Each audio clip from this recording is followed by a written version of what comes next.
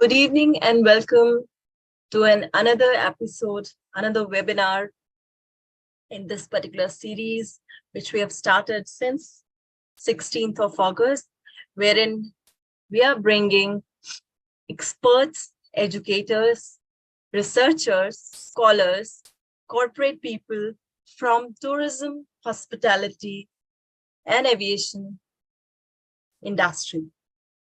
And to add in this, we have also brought in front of you young entrepreneur. And I'm very much delighted to tell everyone that today with us are the budding stars, the future stars of this particular industry, our lovely students, those who are studying in tourism, hospitality, and aviation institutions, colleges, universities, and they are pursuing this course. So what are their views? How confident they are as far as their career is concerned, and how closely they look at this particular industry, the ups and the downs, the best and the better things about this industry. So one such interaction we are bringing for everyone today live on YouTube, wherein students which are into their final years of vocational education in tourism and hospitality, they are going to talk on enhancing the level of tourist experiences and for repeat tourism, and with a specific case study on Kerala pre and post pandemic. Today we are presenting the part 1 of this particular webinar, and part 2 will follow tomorrow. But first, let's begin with part 1.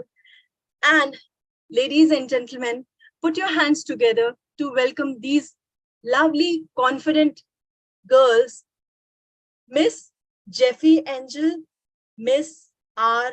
Deekshitha, and Miss Angela. So, my dear girls, students from tourism industry, hospitality industry, we welcome you, and we are very happy, very delighted to have you on our platform.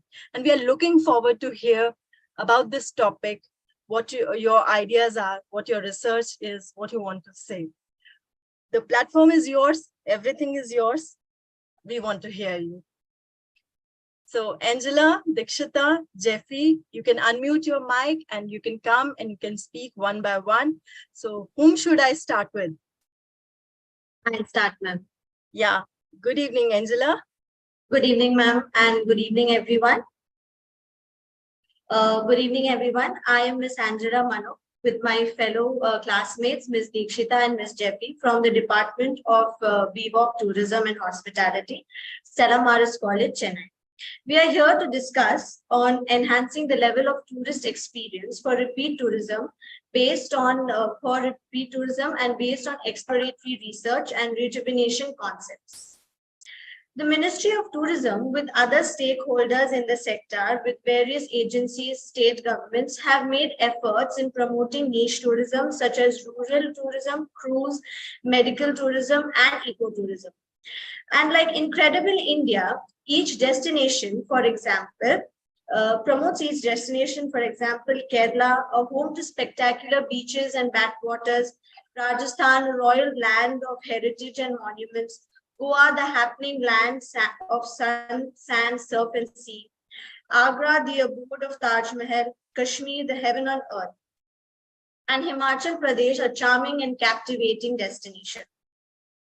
With a vast area of extending this from the snow-covered Himalayan heights to the tropical rainforests of the south, India has a rich and cultural, historical heritage, variety of ecology, terrains, and places of natural beauty spread across the country.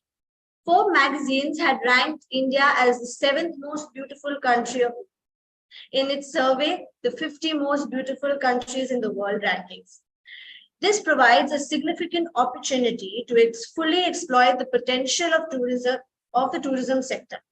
India, being one of the most popular travel destinations across the globe, has resulted in the tourism industry to emerge as one of the key drivers of growth among the services sector in the country. This sector turned into a significant economic multiplier and is becoming increasingly important as the country strives for rapid economic growth and employment creation. India is covered in its all nooks and corners. This nation's expansive landscape is decorated with the most diverse populations, cultures, and topographies. India also provides various geographical regions, world-class tourist attractions, and specialized travel services, including ecotourism, heritage tourism, adventure tourism, and medical tourism. India realized its importance of tourism right from its independence, but its development only began after the 1980s. That's when the government took some important initiatives. The Indian government really released its first tourism policy in 1982. The goal of this policy was to advance sustainable tourism as a tool for social and economic inclusion and advance India's reputation as a nation with its proud past, a thriving present, and a promising future. India has not looked back since then, and tourism has become an important contributor to the economic growth. The outlook for the next decade is looking very positive, with India accounting for 1 in 5 all new travel and tourism jobs globally. This was stated by Julia Simpson, the president and CEO of WTTC, that is the World Travel and Tourism Council, which was researched by it recently. Limited studies have only aimed to identify these implications for sustainable tourism, how these destinations can develop sustainably to attract and target tourists that are both financially and environmentally viable. So the most important factor for a tourist is its overall experience. So how can we enhance the tourist experience? It is by offering unique and captivating destinations, whether it's a natural wonder or an architectural marvel. People are drawn to places that offer something memorable and stimulating. So with this, moving on with our further discussion, which is basically based on our rejuvenation concepts and secondary data, and its press release from Ministry of Tourism of Kerala, with reviewing 53 papers. And according to our understandings, we are going to discuss 2 models, which will be taken over by my classmate Deekshitha. So over to you, Deekshitha.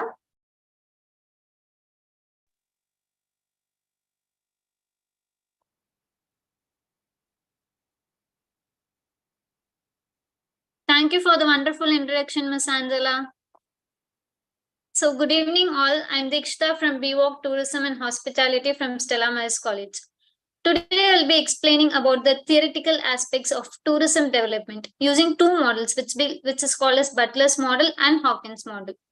To start with, first Butler's model. Butler's models in the first stage is exploration stage. In exploration stage, we can see that a small number of adventure tourists. Here, why I'm mentioning adventure tourists, it's like adventure tourists are someone who loves to explore. Like not everyone would like to explore, like some will need proper amenities like a clean washroom, a good restaurant, and a place where they can relax and then go to the sightseeing. So in exploration stage, this is an here we will be having an area which will be visited by a small number of people exploring the primary tourist attractions, and these tourists will be sharing their experience to others, which will be motivating them also to travel. From this motivation, we are moving on to the second stage called involvement stage. In this involvement stage, people will come to know about these attractions. Like they'll come to know through newspapers or through word of mouth or through social medias like we have blogs, etc., or through guidebooks, etc. So in this stage, tourist attractions are like they begin to be marketed to a large audience.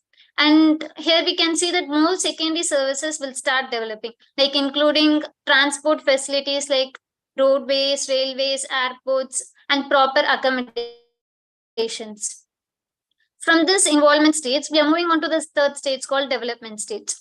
In the development stage, it's a stage where visitors number in tourism, it will start increasing, and what will happen is that the destination will be functioning more, and the government will also start investing on these destinations as people are visiting these places more. And once the government starts approving these places, the travel agencies and tour operators, they also start including these travel attractions to their packages and prepare itineraries. Then slowly we can see that the floating population, which will start replacing the minimum maximum carrying capacity of these attractions. So here what we can do is, like, we can have the recreational activities in destination A, and whereas the amenities, like, we can have it in destination B. This is why, because if we are going to have everything in destination A, like recreational activities and amenities as well, we are only adding pressure to that area, because it will start exiting the carrying capacity of that area. So it's better if we have an balanced way, like recreational activities in one destination and amenities in another destination. From this development, when people start visiting these places, we are moving on to the fourth stage, consolidation stage. Here we can see that tourism takes a major role. Instead of being an alternative source of income, it starts being a major role, and everybody in that area will start depending on tourism, which will become dangerous. It this is dangerous because we know, like, tourism is season based, like we have peak season, shoulder season, and low season. So during this peak season, we know that the prices will always be higher and they will be benefited more. When it comes to shoulder season, they can balance it somehow, but when it comes to low season, everything will be completely dropped. So here, if we are considering tourism as an economic, we can consider tourism as an economic activity, and it can be as an alternative source of income.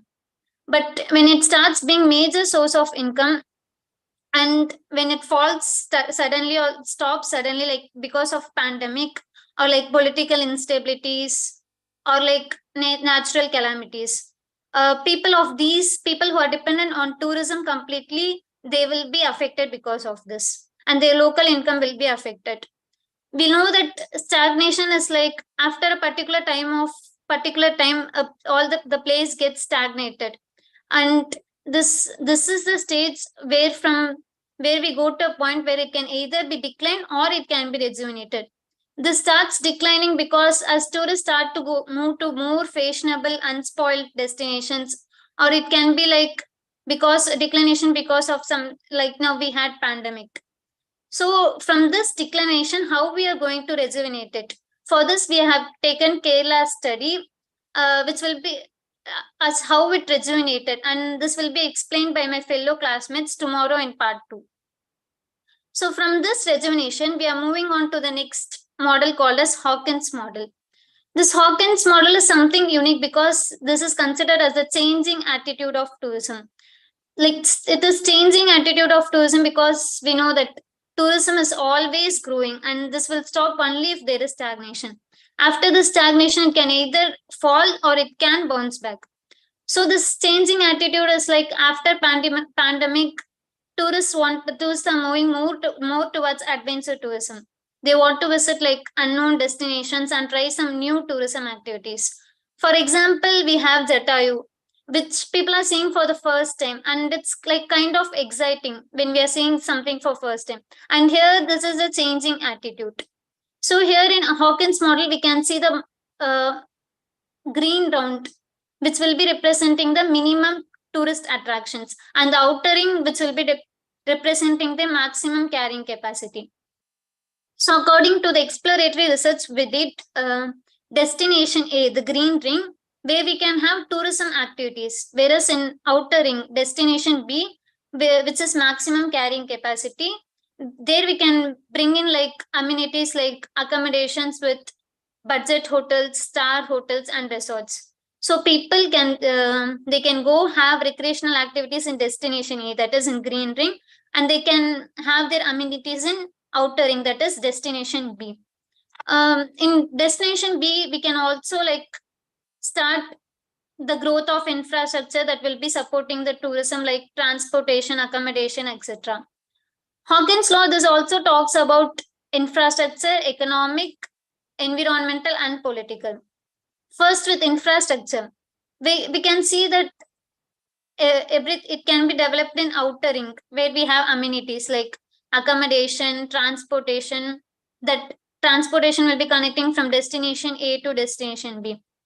Then moving on to social, people in outer ring will also be benefited, and people in inner ring, green ring will also be benefited, because like tourism is flow of people, tourism is flow of tourists in both the places.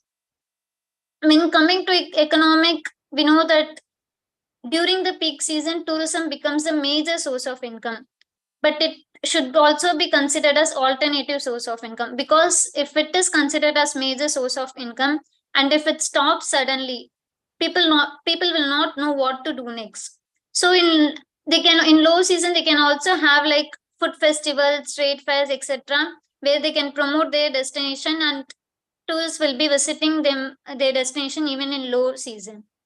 Environmentally, environment pollution is also minimized. We cannot say that it's zero pollution, but we can say that it's minimized. We can also take steps like planting oxygen reducing plants, so that it will help in maintaining the balance. When it comes to political, this that's not in our hands, as far as there's a cordial relationship between two states. So from Butler's law, unknown destination to making it known destination, and known destination, how it gets declined, and from declination how we are rejuvenating. This we have seen in Hawkins model. From this, I would like to pass on to my classmate Ms. Jeffy Aangel, who will be talking about Government of India SOP for tourism. Thanks, Deekshitha, for that brief explanation and theoretical aspect of Butler's and Hawkins model.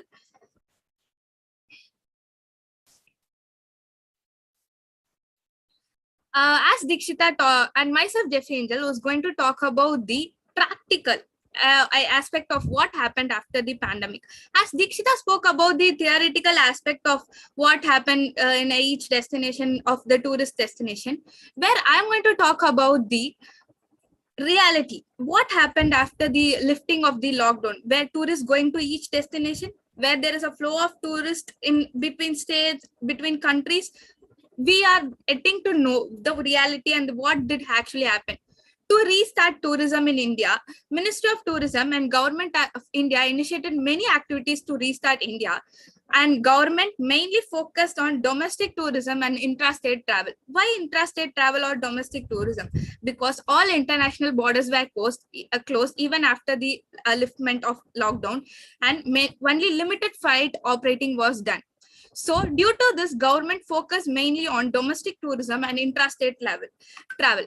And Government of India also took many initiatives to recover India in the sector of tourism, such as one campaign is called Dekho Apna Desh, which means look at your country, where government itself promoted their own nation for its domestic tourism and intrastate travel for their own tourists, because it does promoting domestic tourism or intrastate travel doesn't only makes people go to destination, visit that particular destination or something.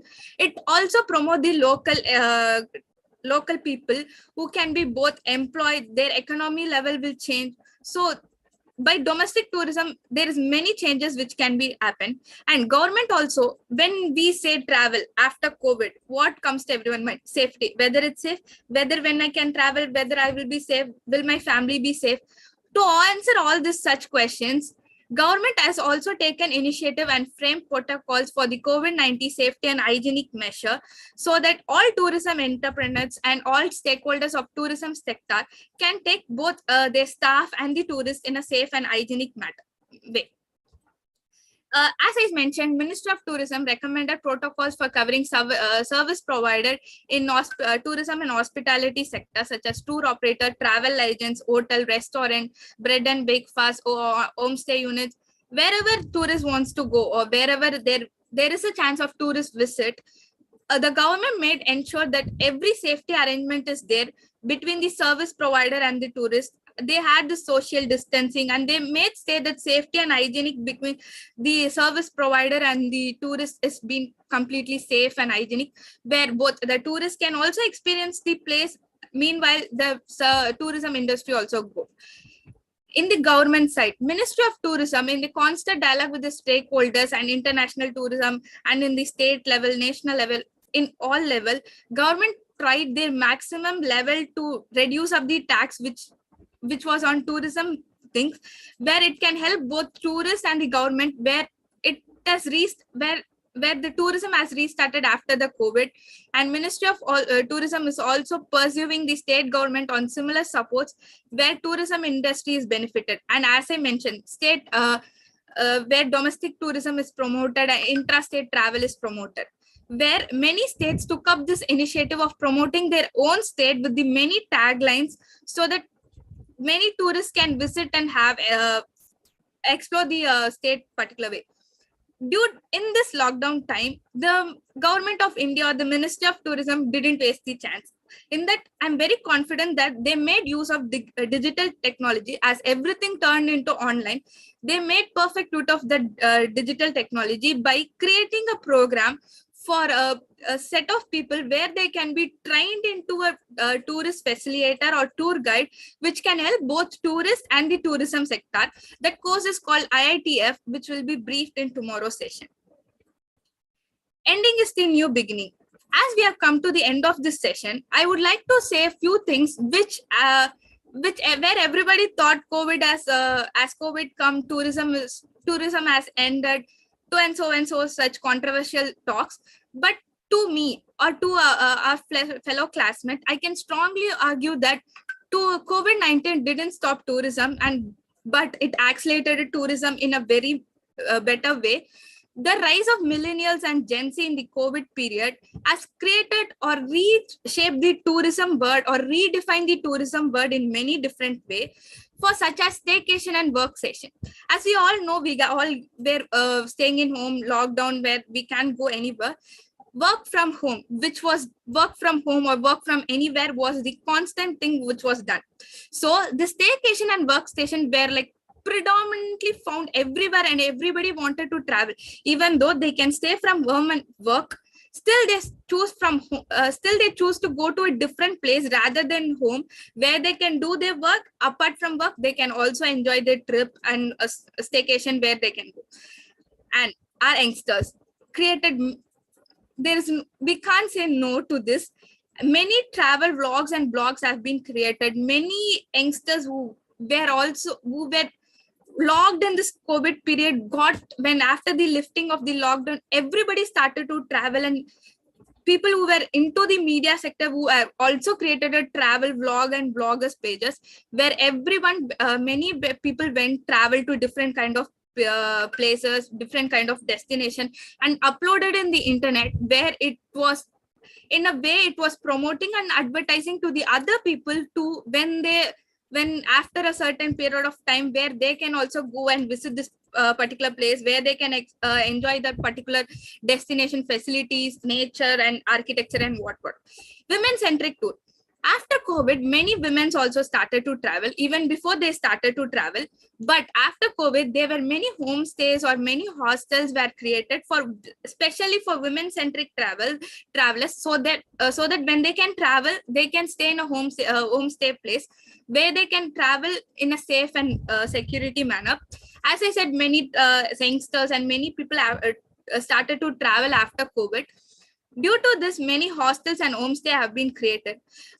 This created a lot of sensation in the online thing after COVID. And coming to the nature-based destination, I guess I remember my neighbors saying that they want to go to nature. They are going to a nature-based destination where their resort has been 8 feet above the land, where they can stargaze in night and where they can enjoy nature very closely. Such like it's a one of the story which I heard personally, but it's not the end. There were many people going to the nature-based destination as they were locked in inside the four walls of their home. This nature-based destination were also mostly unexplored, and the people also travel to the unexplored destination more than the explored destination, where they want to try something new, as this generation of millennials and Gen Z always wanted to try something new and work something for new. And state level advertisement, each state after COVID, they started promoting their own state in the for the tourism sector by creating taglines in their official page of tourism. They even had this different kind of packages for some like circuit packages, religious packages, where adventure kind of package, and so many packages where tourists can be benefited, and a tourist can go visit that particular state or destination, where both tourists for their relaxation and the leisure purpose can be benefited, and the state for the tourism purpose can also be benefited. I would like to conclude our presentation by saying a quote from CEO of Annam Tours and Travels, Mr. Naga Arjuna, that every Indian wish to go and see foreign land for their culture, cuisine, heritage, architecture, and so many things. In the same way, all we wish is to us. Every foreigner should also have that same similar interest and attraction towards India. So every foreigner should come visit India and should experience the richness of our own culture, heritage, ethnicity, cuisine, and so many things. I would say that there are so many things to experience in India. When we are going to have a safe and a secure destination and promoting the tourist destination in India in a well, I guess we'll be seeing more foreigners coming to India. And I guess that's for a presentation. Thank you. Thank you so much, Jeffy and Angela and Deekshitha. Wonderful information, wonderful coordination, wonderful way of presenting.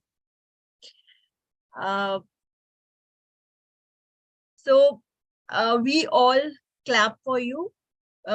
Audience are clapping because at their own places, and I'm clapping over here. Wonderful, wonderful, wonderful. Now, few questions have come. As a tourism student, as a person who are going to be working in this particular industry, you have to just speak your view, your heart after listening the questions. Okay, no specific, no correction, just your own views.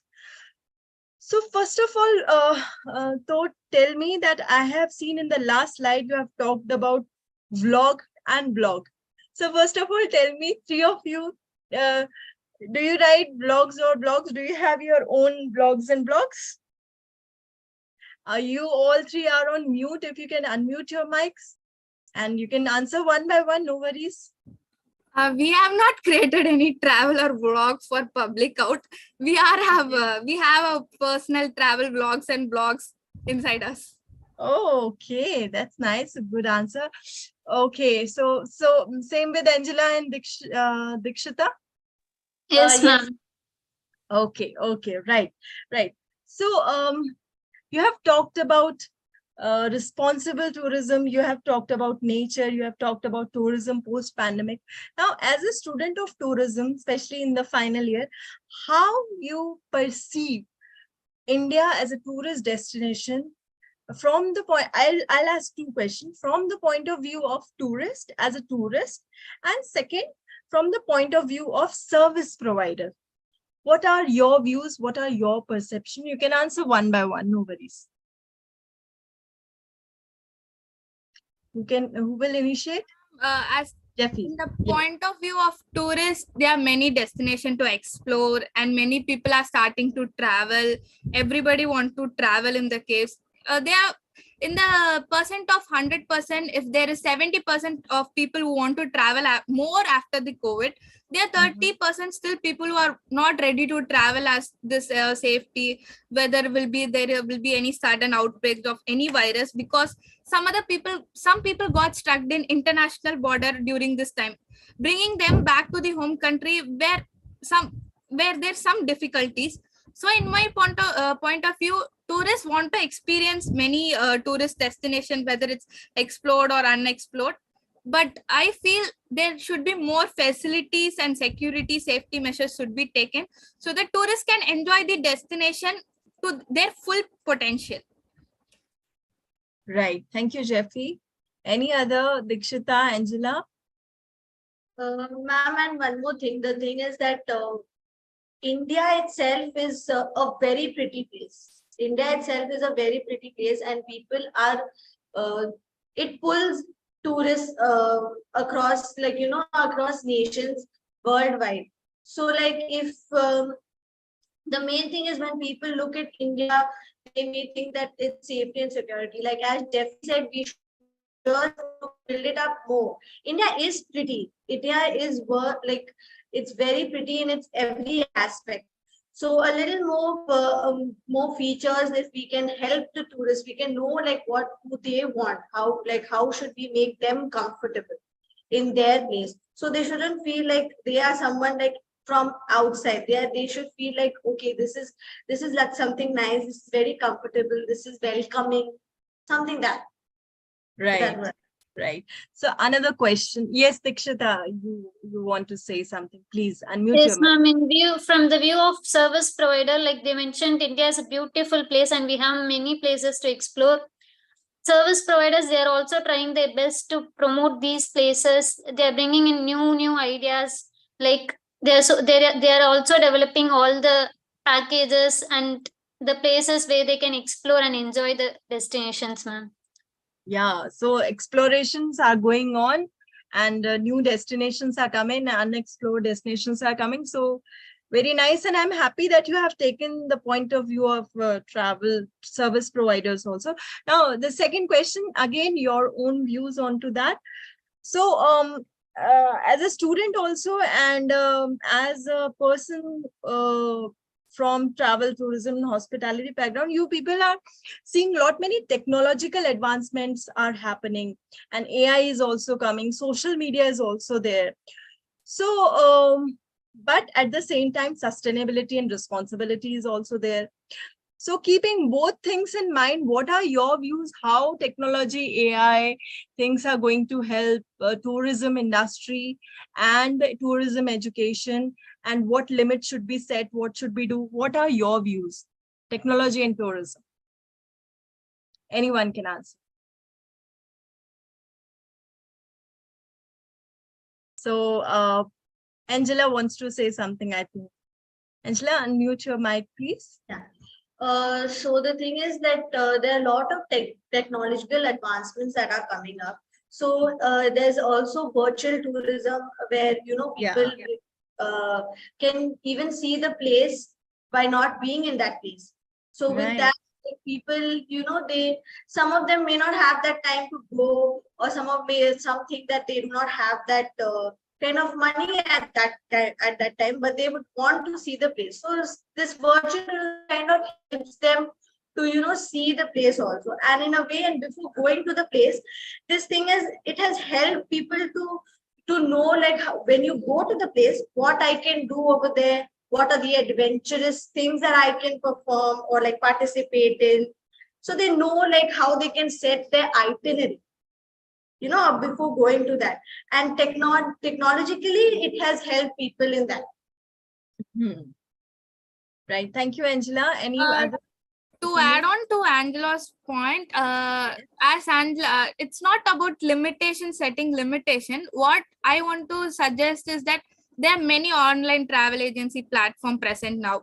It's vast. It's everybody, most of the organization have this online travel agency platform where they can book tickets from their home for the stay, accommodation, or the travel, transportation, and whatever it is. My suggestion is that we, in case of emergency or in case of cancellation or in case of emergency in the on spot of the destination, we can't call someone, ask for the exchange or some in the middle of something, we can't ask help in the case of online bookings and such things.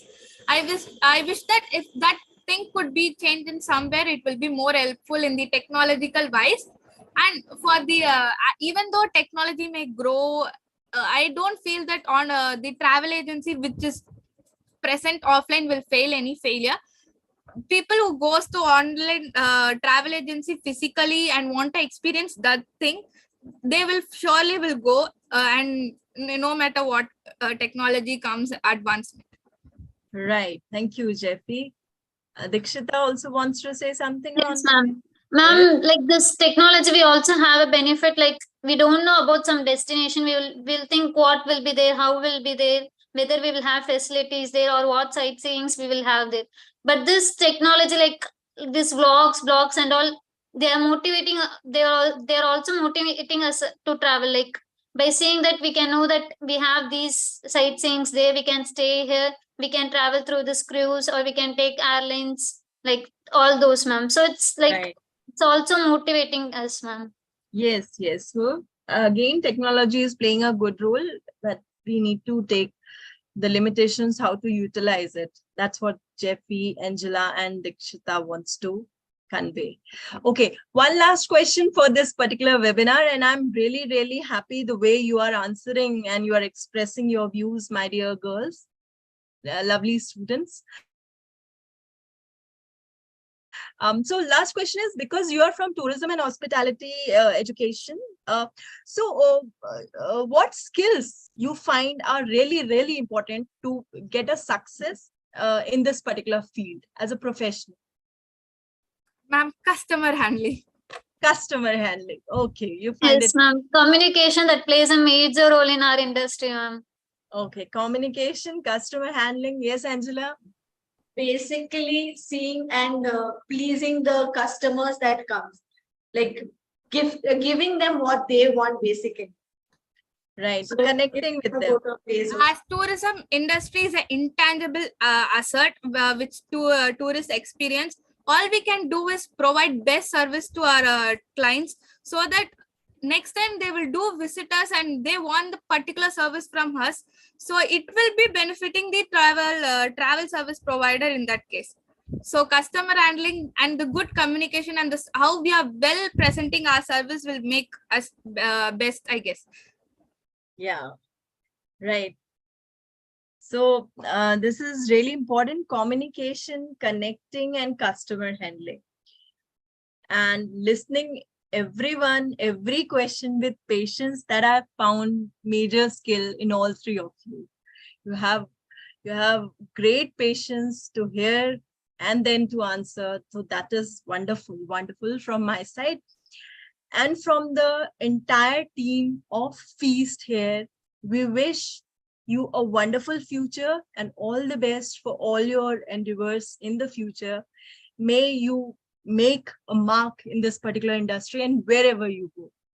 So Thank you. with this, we are Thank you coming. so much, ma'am. Thank you, Jeffy. Thank you, Angela. And thank you, Deekshitha, for coming Thank you, here, ma'am. for sharing your views and telling us about yourself. So ladies and gentlemen, with this, we have come to the end of this particular webinar. These sweet children, these young budding stars of tomorrow and today also, they are proud for their parents, for their teachers, and for the entire society. And we should groom our children, the youth of today, in such a manner that they come with a proper direction, with a proper focus and a confidence in themselves. So this we have seen today. And with the promise that we are coming tomorrow with the part 2 of this particular program, I'm coming to the end of this webinar.